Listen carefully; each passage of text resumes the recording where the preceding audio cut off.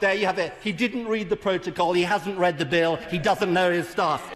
And let's just get this straight for a minute, because I think it's important to take a step back.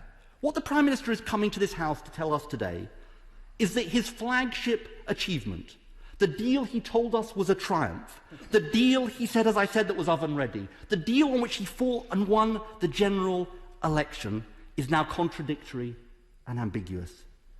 Madam Deputy Speaker, what incompetence, what failure of governance.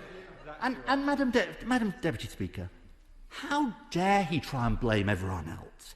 Can I say to the Prime Minister, this time he can't blame the Right Honourable Member for Maidenhead, he can't blame John Major, he can't blame the judges, he can't blame the civil servants, he can't sack the Cabinet Secretary again. There's only one person responsible for it, and that's him.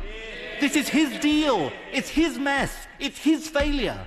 For the first time in his life, it's time to take responsibility. It's time to fess up. Either he wasn't straight with the country about the deal in the first place, or he didn't understand it. Because, Madam Deputy Speaker, a competent government would never have entered into a binding agreement with provisions it could not live with.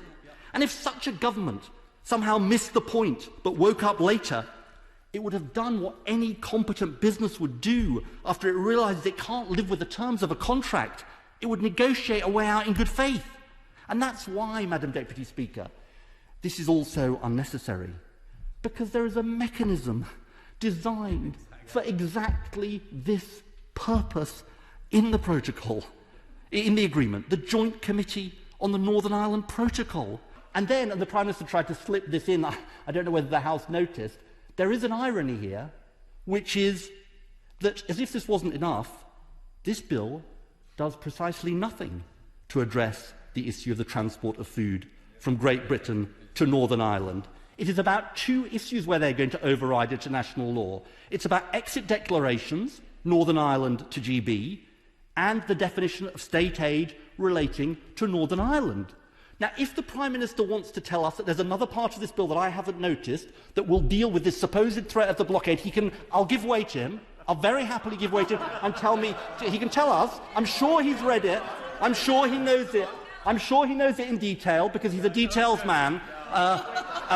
Come on, tell us what clause protects the threat that he says he's worried about GB to Northern Ireland exports. I give way to him. Well, the Right Honourable Gentleman can't give way unless he's asked to. There you have it. He didn't read the protocol, he hasn't read the bill, he doesn't know his stuff.